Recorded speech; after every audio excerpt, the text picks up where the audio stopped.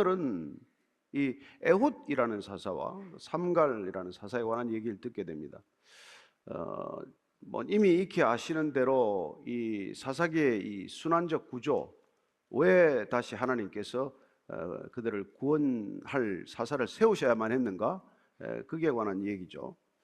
먼저 우리가 12절부터 14절까지 한번 같이 읽겠습니다. 시작. 이스라엘 자손이 또 여호와의 목전에 악을 행하니라. 이스라엘 자손이 여호와의 목전에 악을 행함으로 여호와께서 모압 왕 에글론을 강성하게 하사 그들을 대적하게 하시매 에글론이 암몬과 아말렉 자손들을 모아가지고 와서 이스라엘을 쳐서 종려나무 성읍을 점령한지라. 이에 이스라엘 자손이 모압 왕 에글론을 18배 동안 섬기니라. 이스라엘 자손이 또 여호와의 목전에서 악을 행했다라는 무슨 후렴구처럼 반복되는 표현이 있습니다. 이스라엘 자손들이 또 악을 행했다는 거예요. 근데 또라고 하는 부사는 사실 원문에 보면 동사예요, 동사.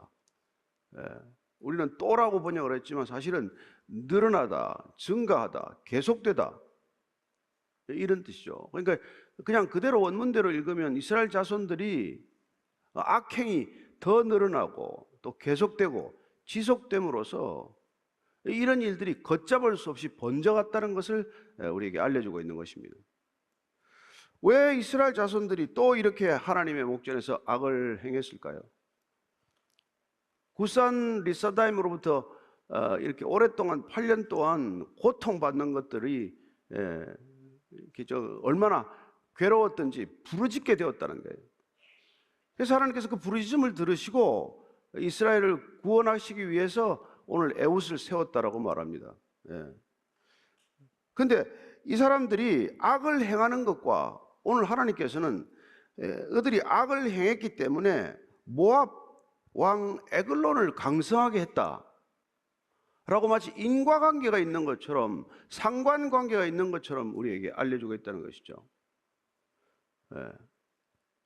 이스라엘 자손들이 또 악을 행했더니 그 결과, 이스라엘이 악을 행하고 있는 동안 악이 더 깊어지고 넓어지고 늘어나는 동안 모압 왕 에글론이 점점 더 강성해졌다는 거예요.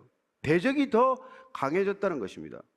그래서 끝내 이 강해진 모압 왕이 에글론이 암몬과 또 이 아말렉 족속을 불러들여서 셋이 연합을 해서 이 이스라엘을 대적하게 됩니다.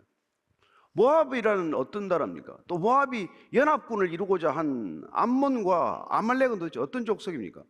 이스라엘이 가장 경계해야 될 족속들이에요. 사실 모압이나 암몬은 우리가 잘 아는 대로 창세기 보면은 아브라함의 조카 롯이 소돔과 고모라에 이렇게 일어났던 불심판을 피해서 달아났다가 어쨌든 두 딸과의 근친 상간을 통해서 태어난 족속들 아니에요? 그 때문에 절대로 이스라엘의 총회, 이스라엘의 모임에는 들어올 수 없는 족속들이 모압과 암몬 족속들이에요. 또 아말렉 족속은 출애굽할 때 이스라엘 백성들을 진 뒤에 연약한 자들을 공격함으로써 하나님께서 그들을 진멸하라고 했던 족속들입니다.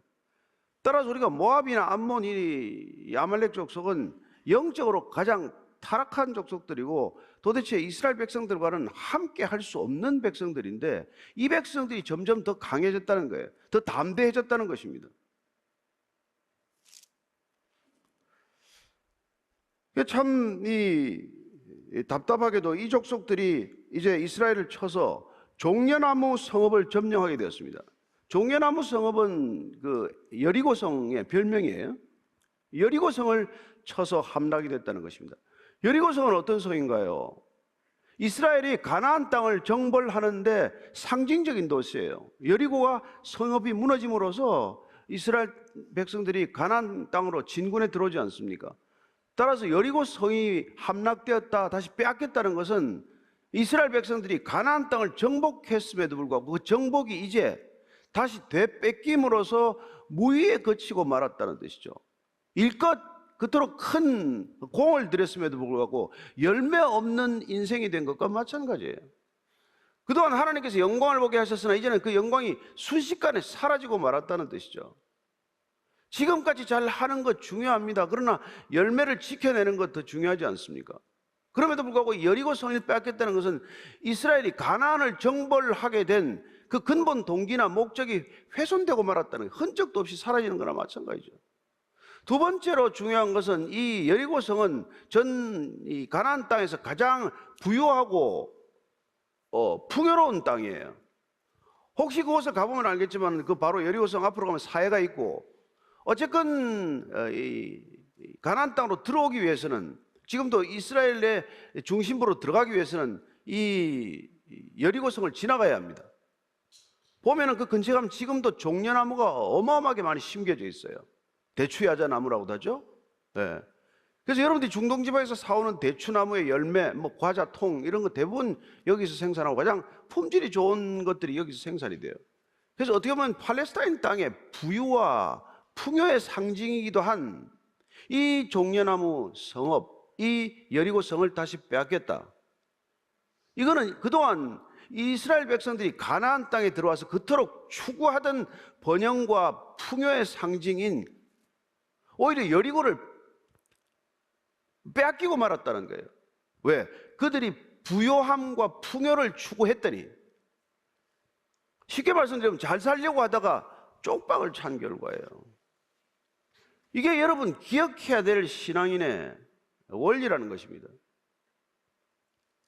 가난한 사람들처럼 잘 살기 위해서 하나님 떠나서 악을 행한 게 뭐예요? 여기서 악을 행했다는 것은 반복되는 우상 숭배를 뜻하는 것입니다. 또 바알 신과 아세라 신에게 달려갔던 것이죠. 왜? 풍요함을 위해서, 더 잘 살기 위해서 돈 좀 더 벌겠다고 거기 달려갔다가 하나님 떠나서 돈 벌러 갔다가 돈도 못 벌고 하나님도 버림받았다는 뜻이에요. 여러분, 하나님의 백성들이 반드시 기억해야 될 일입니다. 하나님의 백성들이 세상을 탐하고 세상을 버타고 세상이 부러워서 세상으로 달려가면 하나님 잃고 세상도 얻지 못한다는 것입니다. 그게 오늘 우리가 지금 읽고 있는 얘기예요. 그래서 15절 이렇게 또다시 반복됩니다. 시작. 이스라엘 자손이 여호와께 부르짖음에 여호와께서 그들을 위하여 한 구원자를 세우셨으니 그는 곧 베냐민 사람 게라의 아들 왼손잡이 에웃이라. 이스라엘 자손이 그를 통하여 모압 왕 에글론에게 홍물을 바칠 때 에웃이 길이가 한 규빗 되는 좌우에 날선 칼을 만들어 그의 오른쪽 허벅지 옷 속에 차고 홍물을 모압 왕 에글론에게 바쳤는데 에글론은 매우 비둔한 자였더라.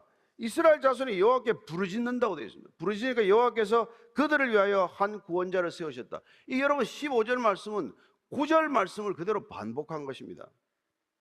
온니엘을 세울 당시하고 하나도 다르지 않았던 것이에요. 9절 한번 볼까요? 시작. 이스라엘 자손이 여호와께 부르짖음에 여호와께서 이스라엘 자손을 위하여 한 구원자를 세워 그들을 구원하게 하시니 그는 그 갈렙의 아우 그나스의 아들 온니엘이라. 똑같은 패턴이 반복되고 똑같은 문장이 반복됩니다. 단지 사사의 이름만 온니엘에서 에훗으로 바뀌었을 뿐이에요. 그리고 8년 동안 구산 리사다임에게서 억압과 압제를 받다가 부르짖어서 온니엘을 통해서 구원해 놨더니 똑같은 타락과 또 우상 숭배를 반복하다가 에그론에게 침략당해서 이번에는 8년에 2배 이상이 되는 18회 동안 억압과 박해를 받고 종살이를 하게 되었다. 하나님을 섬기다가 하나님을 섬기지 않고 우상을 섬겼더니 하나님한테도 징계를 받고 그토록 갈망하던 세상으로부터도 속박당하는 일이 생겼다, 그 얘기죠.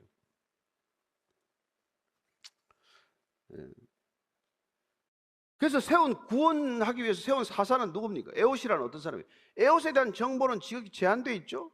그냥 베냐민 사람이다, 게라의 아들이다, 그리고는 왼손잡이다, 이게 전부예요. 에옷에 대한 정보는.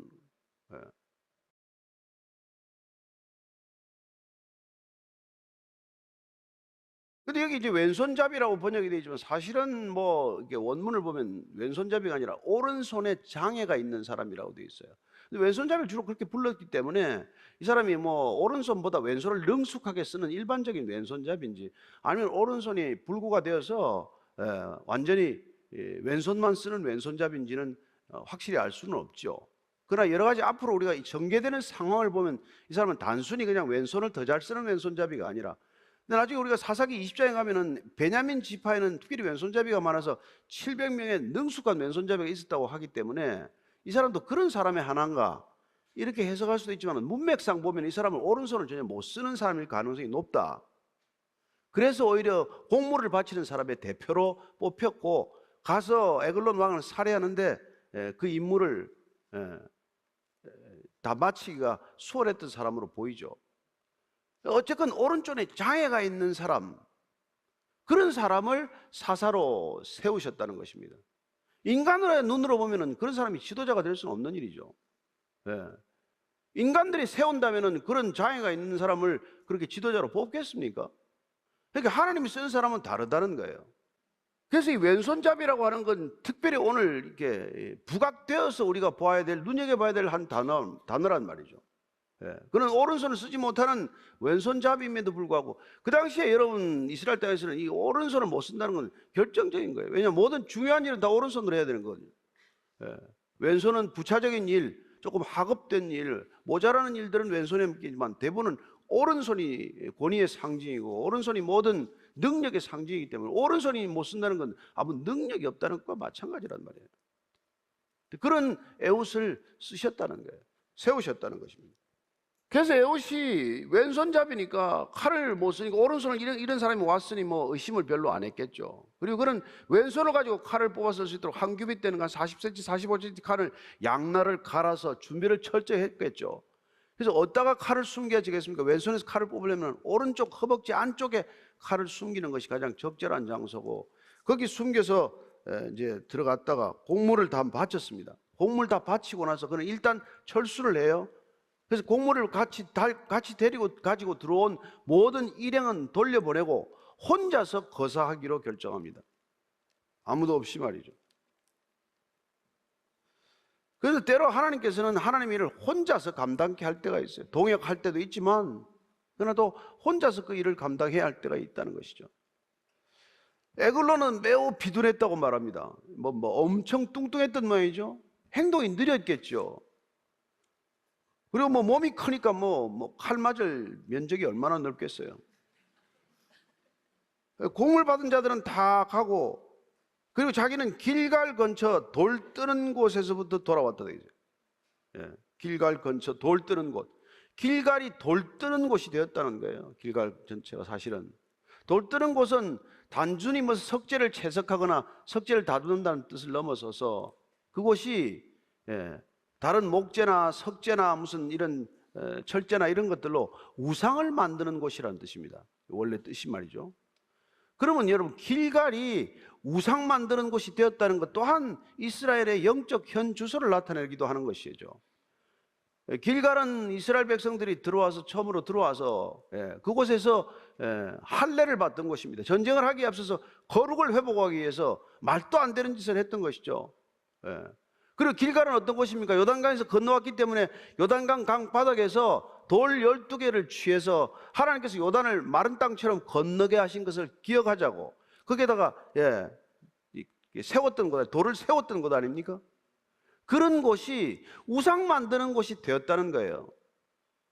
어떻게 보면 이스라엘의 신앙의 근거지가 되어야 되고 신앙의 뿌리가 되어야 할 길갈이 그곳이 우상 만드는 장소가 되었다는 것입니다.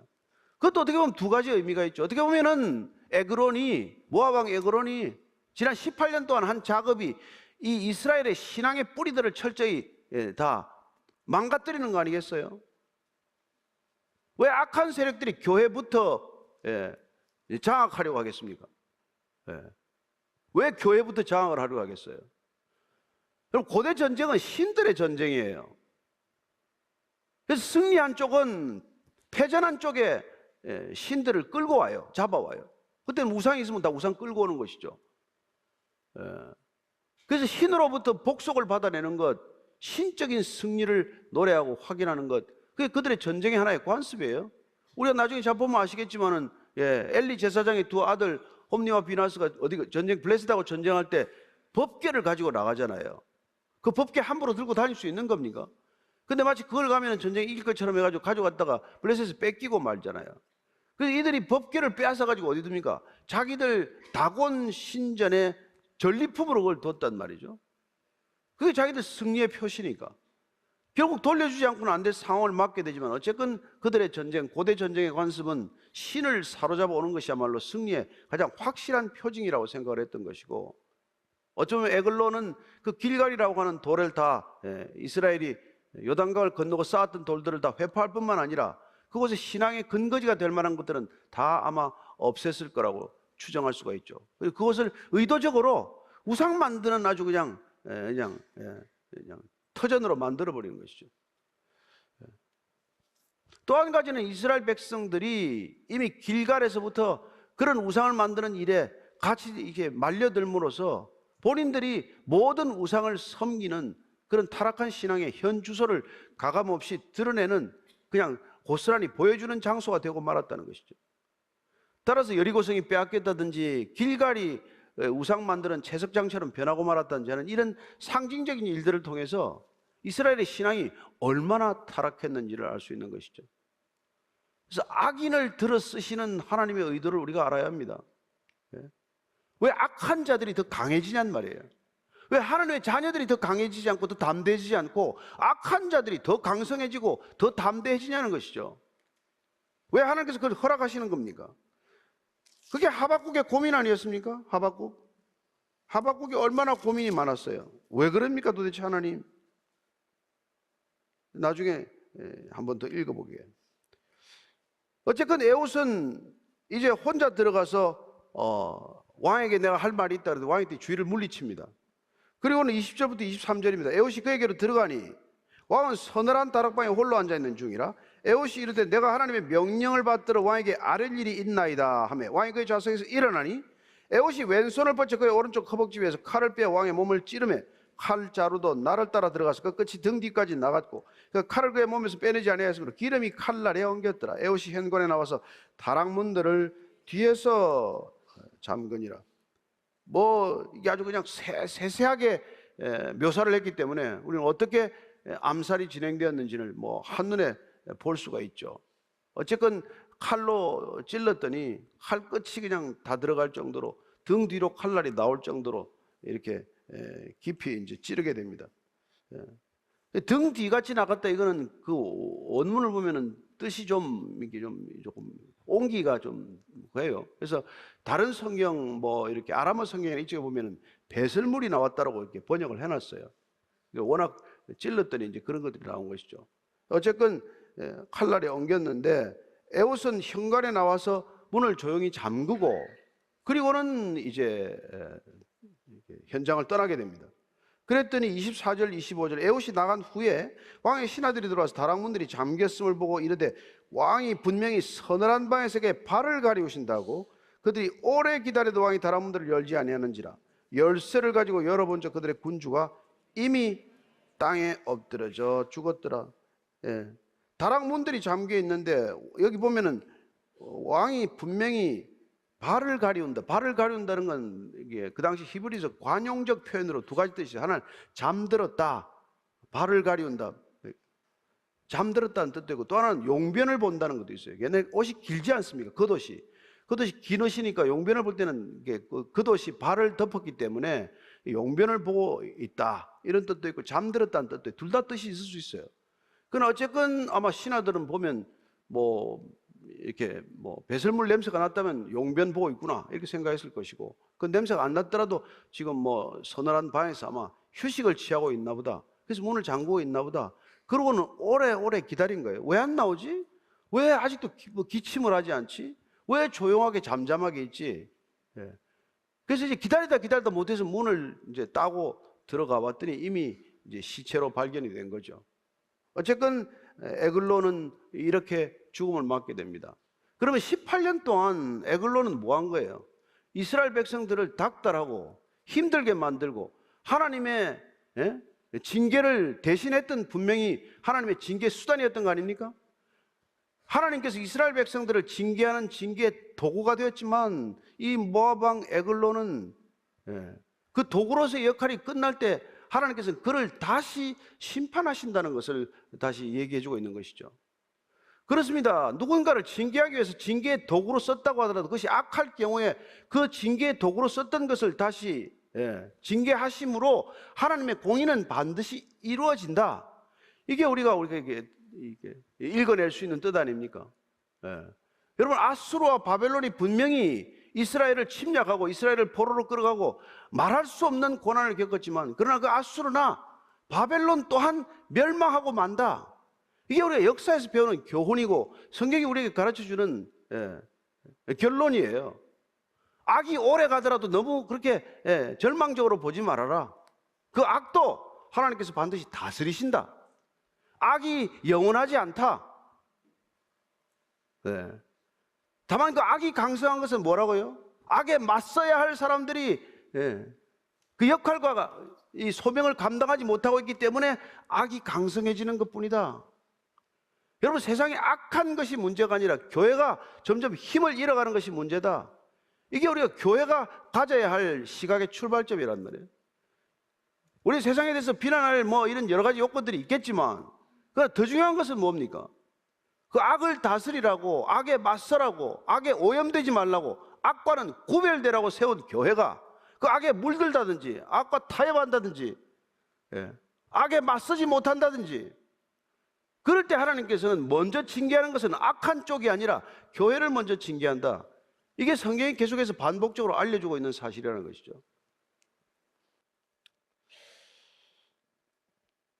그래서 오늘 지금 26절 이하 이렇게 기록합니다. 그들이 기다리는 동안에 에옷이 피하여 돌 뜨는 곳을 지나 스이라로 도망하니라. 그가 이르러 에브라임 산지에서 나팔을 불며 이스라엘 자손이 산지에서 그를 따라 내려오니 에옷이 앞서가며 그들에게 이르되 나를 따르라. 여호와께서 너희의 원수들인 모압을 너희의 손에 넘겨주셨느니라며 무리가 에옷을 따라 내려가 모압 맞은편 요단강 나루를 장악하여 한 사람도 건너지 못하게 했고, 그때 모압 사람 약 10,000명을 죽였으니 모두 장사요 모두 용사라. 한 사람도 도망하지 못했더라. 그날에 모압이 이스라엘 수하에 굴복하며 그 땅이 80년 동안 평온하였더라.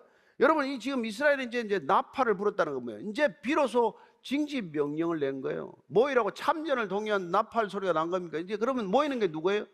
평소에 훈련받던 군인입니까? 거의 민병대 수준이란 말이에요. 농기구 대대게 들고 나와요. 무슨 전쟁이 되겠어요? 전쟁에 익숙한 장사요 용사 이런 사람들하고 전쟁이 됩니까? 이스라엘 전쟁은 여러분 처음부터 끝까지 그들의 전쟁이 아니라는 것을 우리에게 말씀해 주고 있는 것이죠.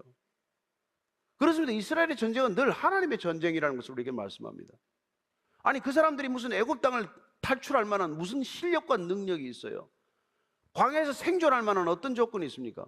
무슨 군사가 그런 군사로 여러분 가나안 땅의 철병거와 상대가 됩니까? 그래서 이스라엘은 항상 하나님 앞에서 거룩하라, 하나님께 전심을 다하라, 신앙을 지키라. 그게 여러분 전쟁 준비하는 거예요. 신앙 지키는 게, 신앙 변질하지 않는 게, 혼합신앙 되지 않는 게, 하나님 섬기는 사람이 바알과 아세라에도 달려가지 않는 게, 그게 우리가 전쟁에 이기는 길이라는 거예요.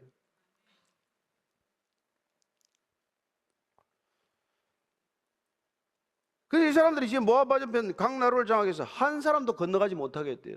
근데 10,000명이나 죽였더니 그 10,000명이 다 정사요 용사요 다 건장하고 용기가 있는 그런 용사들을 살려두지 않았다고 기록하고 있습니다. 그리고는 80년 동안 평온했다는 것이죠. 그렇습니다. 하나님께서는 그런 에옷, 왼손잡이 에옷을 써서 이런 승리를 거두게 하셨다는 겁니다.